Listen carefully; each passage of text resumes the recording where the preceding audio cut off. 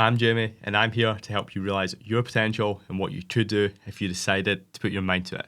Today's video is on if you feel behind in life.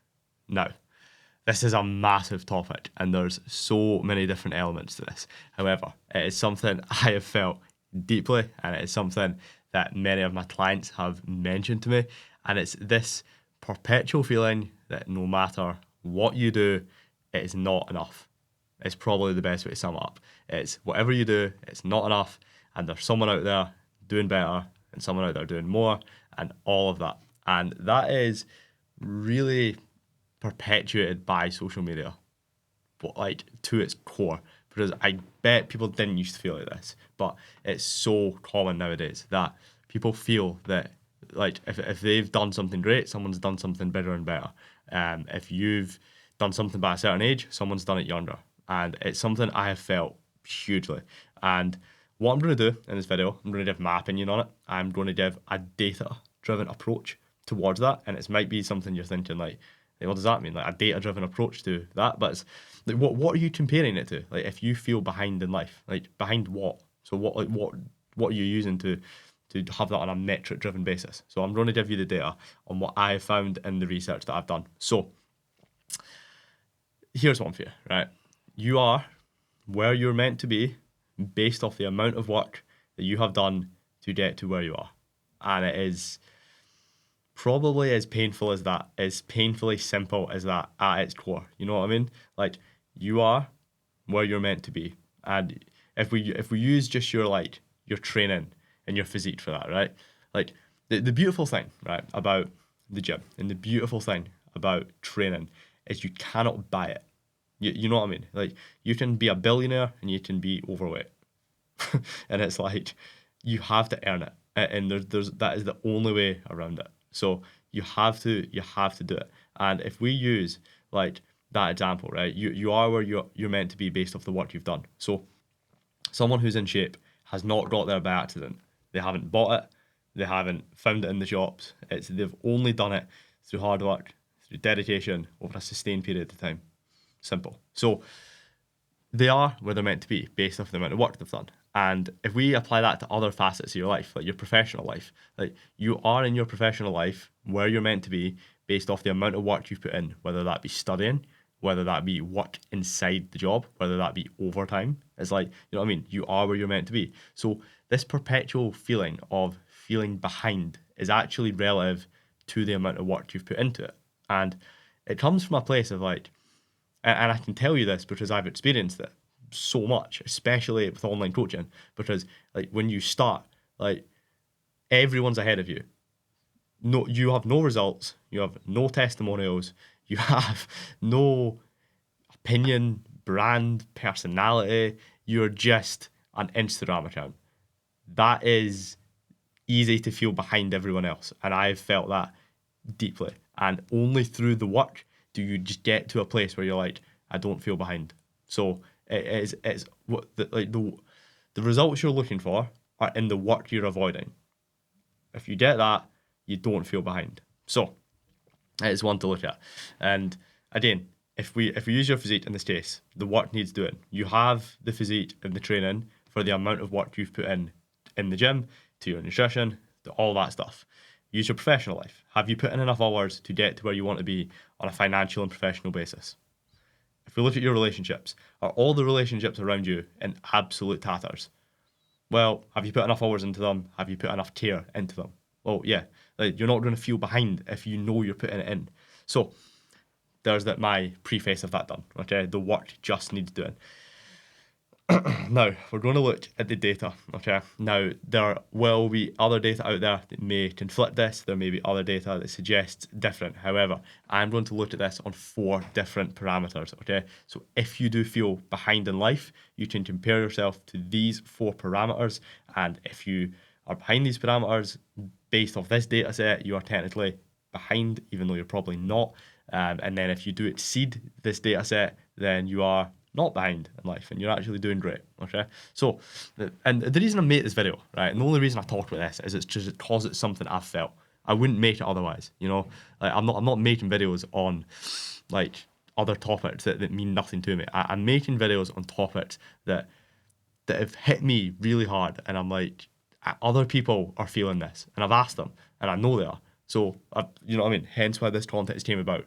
And so, but we're going to look on a financial basis, we're going to look on a social basis, we're going to look on a professional basis, and we're going to look on a health basis. Okay. So, the average savings in the bank for a male under 30 is £2,100. If you have more than £2,100, you are not behind on a financial basis. The average homeowner, which ties into this one, in the UK, based on this data set, is 34. So if you have more than £2,100, then you're not behind. If you own your own home and you're under 34, you are also not behind on a financial basis. That is pretty incredible. That £2,100 is a month's earnings for most people. That if you have more than that saved, then you are not behind. Like that bar is not incredibly difficult to meet. Very interesting one to think about. The average homeowner in the UK is 34, and that has increased essentially year on year, which is a whole other topic in itself that I'm probably not qualified to speak on. Now, the average number of friends for males under 30 in the UK is between 6 and 8. Let's use 6. We'll take the lower end of the data set. And a very interesting one, that if you have 6 people you feel you can speak to, you are not behind on a social basis. You might have 6 people that you feel you could text if shit was going wrong. And if you do, fantastic. And that can also be like siblings, cousins, and people around you like that. Like that doesn't have to exclusively be friends. Like people around you is the parameter we're talking about here. So yeah, that is again a super interesting one. And you have to look at this on a data-driven approach, because if you just go with this constant thing of I feel behind who, behind what data, because you have to compare it to data. So far, if you have more than 2.1k in savings, you're under 34 with your own house, and you have 6 close friends, you are absolutely fucking smashing it, put it that way, right? The job satisfaction rating for males under 30 in the UK is 6.8. So this is completely up to you. This is a personal one. This has zero bearing on the data. If you would rate your job essentially a 7 out of 10 on your satisfaction levels, you're also doing incredibly well. And this one might cause a wee bit more like controversy, because like if you hate your job but it earns good money, then it's a bit of a difficult one. You know what I mean? That's a whole other video in itself. But yeah, if you rate your job more than 7 out of 10, you are not behind people who hate their job. Now, obviously, you want to do something for work that you really enjoy and you're passionate about. Interesting one. The percentage of men under 30 in the UK who exercise at least 4 times per week is 30%. That one blew my mind. That honestly blew my mind when I read that. I thought it would be way higher. But for me, it's like confirmation bias, because I spend my entire existence working with young guys, a lot of them under 30, in the fitness space who are all training.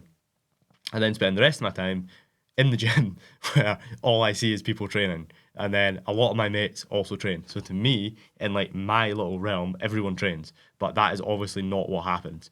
And yeah, if you exercise more than 4 times a week, you're in the top 30%, right? So let's just break this down, right? Let's just paint an avatar here, right?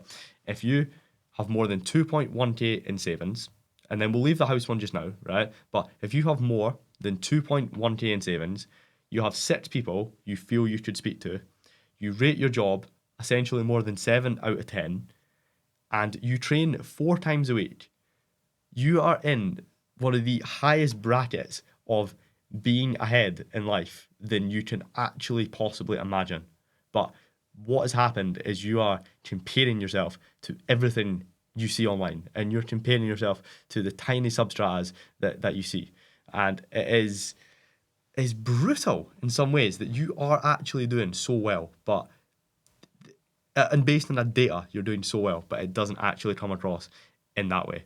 Now, you probably just aren't appreciating what's in front of you, and you just take a second to look at what you actually have, and be extremely appreciative of it, and whether that be your health, whether that be your financial situation, your social situation, the fact you love your job, and use that, because I guarantee that if, and even if you don't cross all four parameters, right?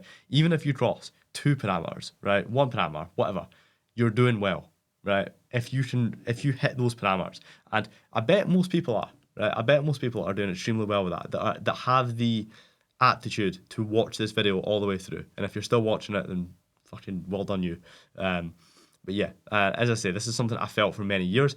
And for me, it came from a position of not doing the work. It came from a position of knowing there was more work to do and feeling behind on that basis, because I knew I was so far behind the competition. That fueled me. I didn't go, oh my God, like I'm never going to get there. It just fueled me to push even harder and get there. And then when you take a step back and you look at the amount of work that needs doing, and then you look at the data, you go, you know what? Maybe I'm actually doing okay after all. It's one to think about. However, I hope you've enjoyed this video. Make sure you like and subscribe, and I'll see you in the next video.